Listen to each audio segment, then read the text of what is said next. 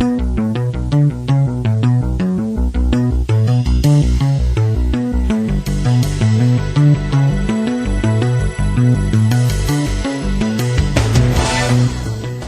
to the Prophecy Club. We are going to do a series because I think it's important that we all understand that these hurricanes, while they probably are the hand of God, they probably are the judgment. As you recall, Dimitri was told that God is going to send all kinds of hurricanes and floods and storms to weaken us, to show us his hand. Okay, so okay, I understand. They probably are the judgment of God. But we also have to understand that the hand that God might be using to bring that judgment may very well be the hand of the Russians. Again, I can't guarantee it's them, using scalar wave. And I can't guarantee it's scalar wave. However, I want us all to understand what scalar wave can do. So here's what we're doing. I'm going to be playing the audio of two of what I consider to be the best, most informative DVDs out there anyplace, specifically talking about scalar wave. Now, the first one is called Russia's Secret Weapons to Defeat America by Bill Snedlin. Let me briefly tell you about this. Bill reveals technology that the Russians have that can knock out anything on the land, on the sea, under the sea, any place on the globe with little to no trace of it. It can make large areas of the atmosphere super hot, as in tornadoes, hurricanes, or super cold, as in snow and ice storms. And the other one is Weapons of the New World Order by Nick Begich. This one also discusses the same thing with additional information on HAARP, also how it's used in military applications, and how it can also be used to basically put an umbrella over the entire nation of Russia, and any of our planes or our missiles that we might throw at Russia, it could defeat them all, like big umbrella over the whole nation. Each DVD is valued at $30. This week, we're making both of them available in the Scalar Wave gift offer for a gift of just $30. Both DVDs for a gift of $30. prophecyclub.com or 785-266-1112. The Scalar Wave gift offer. Now let's go listen to Weapons of the New World Order by Nick Begich. To put this in perspective, and I want to first go to Genesis chapter 1, verse 26 through 27. And God said, Let us make man in our image after our likeness, and let them have dominion over the fish of the sea, and over the fowl of the air, and over the cattle, and over the earth, and over every creeping thing that creepeth upon the earth. So God created man in his own image. In the image of God created he him, male and female created he them. And you know what it's really talking about? It goes on into 28. And God blessed them, and God said unto them, Be fruitful and multiply, and replenish the earth, and subdue it, and have dominion over the fish of the sea, and over the fowl of the air, and over every living thing that moveth upon the earth. And in those three verses, we find out who we are. We find out what our responsibility is, which is stewardship over this planet. And there's an important verse I'm going to read in a second. But before I get there, I want to read from chapter 2 in Genesis, verse 7, and it said, And the Lord God formed man of the dust of the ground, and breathed into his nostrils the breath of life, and man became a living soul. And what strikes me before I go to the next verse is that first we're created in the image of the Creator, which I think is phenomenal. I mean, that's phenomenal from my perspective. I think it should be from everyone's. But does that mean that the Creator, that God, looks like each one of us? I don't think so, because in the next chapter is where he then breathes life, and man became a living soul. In other words, it kind of makes you wonder, what were we before? And I believe it's underneath that energy. We were something underneath that energy. Energy is something we measure in the physical world. Underneath that, I think, is where the real image, where the image of the Creator is.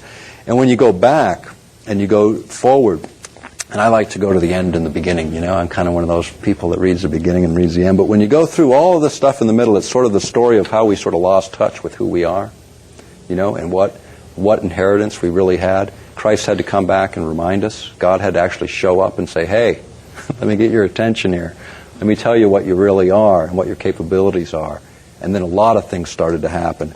But then towards the end of the book, and this is really important, because I deal with a lot of environmental organizations in the United States, and I have a lot of heartburn with a lot of these organizations because their agenda seems a little bit more than stewardship. fact, a lot more than stewardship, and I don't agree with the rest of that agenda. But stewardship I agree with, and I think it's confirmed in chapter 11 of Revelations, verse 18, and it says, "And the nations were angry, and thy wrath is come in the time of the dead, that they should be judged, and that thou shouldest give reward to thy servants, the prophets, and to the saints, and to them that fear thy name, small and great, and should destroy them which destroy the earth." Sounds like there's a big price to pay if we don't pay attention. When we're talking about weather modification, man playing God, I think there's a big price to pay in the end. That's just before Armageddon and the rest of the bad news begins. And I think when we look at sort of the whole responsibility aspect of who we are, what our responsibility is, it really drives the point home that we can't ignore the place that we expect our children and grandchildren and great-grandchildren to live.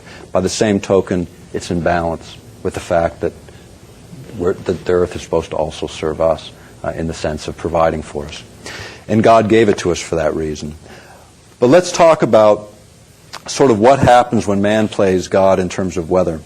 Some of the things that come out, and the idea and some of the things that have been pointed out, is the idea that man can modify the ionosphere, which has a direct effect on communications, also a direct effect on weather systems, as we're learning. In fact, a few years ago, people remember that above lightning storms, there was this energy that went up, and they were called sprites, and this energy had never been known before. And they still can't figure out exactly what role it plays in our weather systems. But what is being found out is that it's under all of this, that if you affect the energy of the system, you can have profound effects throughout the system. And again, this becomes somewhat problematic. Let's talk about the Earth-penetrating tomography aspect in line with the thing I just read from Secretary of Defense Cohen. The idea that you could trigger an earthquake, how would that work? This is kind of interesting. There was a friend of ours, Brooks Agnew. He's a really good guy in Earth-penetrating tomography. And what he found using 30 watts of energy, about half the energy that you have in a household light bulb, using 30 watts of energy, he was able to send that energy into the earth by hitting the resonant frequency, that frequency that harmonized with the natural energy of the earth. And what it allowed is for that energy to go into the earth several kilometers deep, and a certain amount of it gets reflected back. And that reflected energy is what gets measured to determine what's under the ground. This is how Earth-penetrating tomography works. But if you crank the volume up, the amount of energy going in, he believes, and I believe it's borne out by the research that we've done, that you can trigger a release of energy in a nonlinear way. Now, let me give you an example of what that means. Let's say from here to Paris, we stacked up dominoes, starting with a regular domino, and we increased their size by 1% from here to Paris. So by the time it gets to Paris, you got a domino about the size of the Eiffel Tower. Now, if we hit the first one with a half an ounce weight, eventually they all tumble over, and the one that's in Paris crushes the Eiffel Tower. Now, it's not the half ounce weight. It was the half ounce weight that triggered the event that capitalized on gravitational energy, energy that was already there. It just acted like the primer on a bullet, releasing that energy. What's been found out about HAARP is the same thing can occur in the upper ionosphere. In fact, if you broadcast energy in the very low frequency range, that energy, when it hits the top of the ionosphere, where the next layer begins, it actually amplifies by up to 1,000 times. Now that's tremendous, because HAARP, when it finishes its first stage, will have an effective radiated power of 1 billion watts, according to the military record. 1 billion watts. Now imagine that being amplified by 1,000 times, or whatever portion of that energy you could actually deliver into that upper portion of the ionosphere. Tremendous nonlinear effects would then be possible. The kinds of effects that could trigger these geophysical events that we're reading about. Now, the other part that comes in is you can go back a little bit further. There was a gentleman by the name of J.F. Gordon MacDonald. He wrote a chapter in a book called Unless Peace Comes. The chapter was How to Wreck Your Environment. This was written in 1969. That was before the environmental movement, because it would have probably been unpopular, and it was quite a popular book at the time. But he was a geophysicist at UCLA, and he was also an advisor, a science advisor to President Lyndon Johnson when he was in the presidency. And what he suggested was all of these things were possible if we could ever figure out the triggering mechanisms. And those triggering mechanisms are exactly the state of the technology today. We have figured out how to trigger these kinds of events utilizing electromagnetic means. Going a little bit further, one of the other things that J.F. Gordon MacDonald talked about, and one of the other potential uses for HAARP, deals with the impact on the human body and the human mind. And one of the things that we know from the research is extremely low frequency, which is where the brain predominantly operates, can be influenced by external signals. And let me describe some of the background of this, because this is a big part of our current work, and this is going to move us off of the old stuff and onto the new. What we know, and this is again go to J.F. Gordon MacDonald, the science advisor to Johnson, he also said that if we could ever figure out how to electronically stroke the ionosphere in just the right way as to return a signal in the ELF range, extremely low frequency range, we could manipulate the behavior of humans over a large geographic area. But it didn't end with him. In 1971, Zbigniew Brzezinski wrote a book called Between Two Ages, which is actually, if you read it today, you'd swear it was a history and not a forecast, because it forecasted what would happen in the third world in terms of development. It forecasted the collapse of the former Soviet Union. It forecast the advancement of technologies in terms of how they would affect our economies globally, the change from rural economies to urban economies. All those things were laid out. For those that don't remember, or maybe too young to remember, Zbigniew Brzezinski, that was when he was at Columbia University. He later became National Security Advisor to Jimmy Carter when he was president. So he wasn't any slouch. I mean, this guy knew. But on page 54 through 56 of that book, you'll find references to this idea of electronically stroking the ionosphere in just the right way as to manipulate the behavior of human beings over a large geographic area. Now, we can talk a little bit about that because I think it's a real relevant point. I won't go to the quote because it'll take too much time, but there's another quote in the book talking about the use of this very kind of system in 1978, bombarding a signal back into the Soviet Union or the former satellite states to affect the behavior of people operating nuclear power plants, as an example. It's kind of interesting. Shows up in the literature. But let's go back in time a little bit. We'll be right back after this message. Well, the truth is almost no people on earth agree on all points of the Bible. But if you listen to the Prophecy Club, the Spirit of Prophecy Church might be just right for you. Our two most controversial beliefs are speaking in tongues and post-trib. But you might have to attend a long time to see anybody speaking in tongues, and we don't really make post-trib a big deal. But our two only sticking points are Jesus is Lord and the King James Bible. So if you're not attending a church, or if you're maybe looking for a new or a different church home, especially if you like to listen to the Prophecy Club, Spirit of Prophecy Church might be a fit. Most of our congregation found us via Prophecy Club, and many actually drive long distances to attend. We suggest you visit at least 5 times before making your decision, and if you walk in Sunday morning about 10:15, you walk into coffee and donuts. You're free to leave anytime, no questions asked. So, if you listen to Prophecy Club, give us a try. Spirit of Prophecy Church, 2540 K Avenue in Plano. That's on the corner of Park and K, like the margarine, right behind the Whataburger. Spirit of Prophecy Church, 2540 K Avenue, Plano, Sunday, 10:15. Ask for Stan. The number one killer in most emergency events, surprisingly, is drinking contaminated water. Being able to scoop water out of the puddle and filter it may save your life. I drink all of my water filtered through a Crown Berkey. Now, it's a gravity filter filtering down to virus levels. Contaminated water in the top gives you drinking water out the bottom. It's what the missionaries use. There are 7 Berkey options from 1 to 8 filters. Order them at prophecyclub.com. Be sure and order 2 to 4 extra black filters as backup. That's prophecyclub.com or 785-266-1112. Berkey water filters. And now, back to the program. Shows up in the literature. But let's go back in time a little bit to talk about this whole concept of, can you really modify the behavior of human beings? And let's first talk about the science itself. What we know about human brain waves, if you've ever seen an EEG, which gives a little chart, they hook up the electrodes to the head and they produce a little chart, and you'll see a little squiggly line. Well, it's measuring your brain rhythms, your predominant brain frequencies. What it's found in that, and in the study of what happens within the human brain, and I'm going to break it down into a few components. I'm going to talk about sort of the good side of this and then the bad news. What happens when you're in deep, deep sleep? Your brain activity is operating between 1 and 4 pulses per second. That's when you're in the deepest form of sleep, when you're knocked out cold. The next stage is theta stage, which is between 4 and 7 hertz approximately, pulses per second, cycles per second. I'll use those words interchangeably. But essentially pulses per second. This is the frequency in which most little kids between 3 and 5 years old, this is their predominant brainwave activity. If you think about little kids, they're kind of in a half awake, half asleep sort of place. This is the same place adults are when you're half awake and half asleep, sort of drifting in and out of your dream state, but you're aware. This is where these guys are all the time, which kind of explains why they're sort of half there and half not, and it's hard to get their attention sometimes.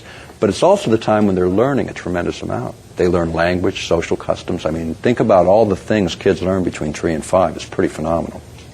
But that's where they are until we send them to school and we start messing them up in the public system and dampening that creative talent and spirit that they have. By the time they get out of school, there's about 1% of the population that has any creative capacity of any consequence left, unless you're fortunate enough to recapture it somewhere along the line. It's not very easy to do.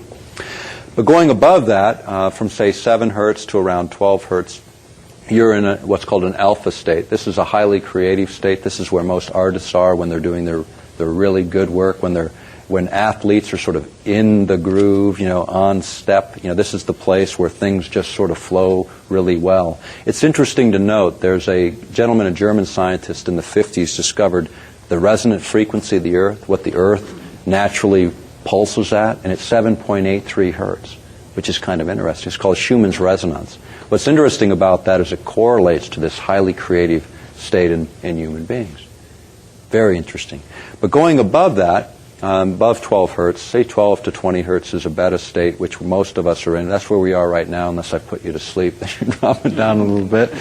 But that's where we generally are, and that's kind of active thinking, active listening. If it gets too high, that's when you get agitated, angry. If you get it real high, you're totally out of control. Now, another important couple factors about the brain that's important to note in terms of brain frequency is when you experience positive emotions, love, joy, happiness, your brain waves are very coherent, very rhythmic, very controlled in that sense. If you're in fear, hate, anger, they're all over the map, which means you cannot make good decisions unless you make them by mistake. Chances are you're not going to make good decisions because that is not the way the brain works. Now, what's interesting when you think about what happens when you're in fear and where fear comes from. It makes a lot of sense in terms of science when you look at it, and in terms of religion when you look at it, because these things operate under the rules that God created, and they work. Now, at the same time, there's an idea of when 2 or more are gathered in His name, right? Really powerful things happen. You know that when you center around the emotion of love and 2 people look in each other's eyes, which whatever form of love it is, and they focus on each other's eyes, that their brain waves become synchronized. It's very interesting, and this can be actually measured with an EEG. When they become synchronized in resonance, resonance is a formula that goes x plus x squared. In other words, it's more than the sum of the total. Again, it makes perfect sense. Lines right up. Science lines right up with what's right here. Now, those are outward manifestations of what happens. Now, if you can interfere with brain activity by external sources of energy, then you can have a tremendous impact on human thinking and emotion. Now, what we have found, and science has found, and I'm going to go back to the work of a gentleman by the name of Jose Delgado, who many of you have probably heard about. Now, Jose Delgado got his degree in electrophysiology from the University of Madrid in 1950. Most people don't even know a degree in electrophysiology exists, much less 50 years ago. But when he finished his work there, he came to the United States. He ended up working at Yale University for almost 30 years. In the 60s, he wrote a book called Towards a Psycho-Civilized Society. That's kind of an interesting concept. His basic idea was that if we could manipulate the brain activity of human beings, we could basically put us all in this sort of happy, blissful sort of existence. Now, from my perspective, that really violates the very essence of who we are as human beings, because who we are as human beings requires free will, which means we have to be able to freely express our emotions. And anything that interferes with that is something that even God will not do, not just by Christian tradition, but by most major religious traditions. That's what distinguishes us from other creatures. We are the ones with free will, the way to make choices. Now, what Delgado believed and what he tested was, first of all, to map out the brain to see what's going on in the brain. He began implanting electrodes and then stimulating them with electricity to see what would happen. He did that up until the late 60s, even into the 70s. And one of the things he did to sort of demonstrate how powerful this was utilizing these implants in a radio frequency transmitter that kicked the energy in. He had a charging bull coming at him, and then he flipped the switch and it stopped, dead in its tracks, a few feet from him. Now, you can see the photograph of it in the book I just referenced, Towards a Psycho-Civilized Society. It's kind of interesting. But he continued to work in this area, and he found by mid-1985 that he didn't need to use implants. He didn't even need to use any really high-energy devices. What he found is that energy at 1/50th of what the Earth naturally produces. This is very minute energy. But if you think about the human body, we run on very minute energy when you think about what's going through our nervous system, what's happening within the brain. But at 1/50th, hitting the right frequency, he could change the behavior of humans and primates, monkeys and humans, like turning on and off a light switch from passive to highly aggressive and back. Now, he did this using a pulsed radio frequency signal, which is the stuff of HAARP on the broad scale. On a smaller scale, it was his little lab device. Now, Delgado got pretty excited about it. The military got pretty excited about it. There's a whole series of things that came out of that. The mind control section of our book actually covers almost 30 patents, U.S. patents, that show the evolution of this technology. It covers the military records showing sort of how they saw this technology evolving. And then in addition to that, the academic reports that show the results of testing and experimenting in this field, and then, in some instances, congressional reports condemning its use. Because one of the things that came out in the early 70s, and this was one of those things that kind of struck me. I mean, when we were doing our work, sometimes when you're digging out material, and we dig out a tremendous amount of material, but every once in a while you hit a tough spot where you can't find that thing that you know is out there. And one of these was a project called MK Ultra, which was a CIA project for mind control purposes. It was being developed back in the 60s and 70s. And we heard references in the literature, but never saw that primary document. And this is kind of the way a lot of our research worked. I'm sitting in a book room, a big surplus book room, and I'm talking to this guy, and I'm really frustrated because I want a primary document. I don't want a secondary or a tertiary document. I want something that's right to the heart that no one can argue with. So I'm sitting there and I'm talking to him about this problem. I wanted to find out something that would be primary. And I reach in a box of books, and as I'm telling him this story, I pull out a book, and it's a congressional investigation on the CIA, and inside it is exactly what I was looking for. Now, I give that as an example because it happened all the time, and it still does. I mean, when we need something, if it's relevant to our work, it sort of shows up in the most bizarre ways. And it's kind of a neat thing. You know when you're on the right track when that starts happening, and it happens a lot. Well, the point was, the CIA, during that time, had done a lot of things. CIA, you got to remember, is not supposed to do anything domestic. They're supposed to be out of the country. Well, that's bogus, I can tell you. What they were doing, at that time, they were opening mail. They were infiltrating civil rights groups, anti-war groups. They were also involved in a project, MK Ultra, where they were actually using chemicals such as LSD and other hallucinogenics to influence behavior of people. And they were interested in this because when people came out of the Korean War, kids came back that had been prisoners of war that were just acting really bizarre. And this is when the term brainwashing was first created, and this interest in all of this started. Now, what came out of all that, as you roll up through their work, mainly what came out of the congressional record was strictly chemicals. LSD, hallucinogenics. I mean, in one instance, 8,000 service personnel were given LSD to see what would happen. Think about this. This is our government with people already charged with being responsible to defend us in the event of war, and we're getting them stoned on LSD. to see what would happen. Now the idea, they thought, was if we could figure out how to modify behavior, maybe we could eliminate fear, so when people go into combat, they wouldn't be afraid. Maybe we could enhance capacity or limit the capacity of an adversary. And this was their big thrust. But everyone thought, as they went through this, and thousands of records were shredded at the time, people responsible for that got in a lot of trouble, not enough trouble from my perspective. But the fact of the matter was, the real meat of the issue, we always believed, and recently, and we show it in the book, we found that it was in fact true. Electromagnetic means were also being experimented with as far back as 1960. This is a long time ago, 40 years ago, a generation ago.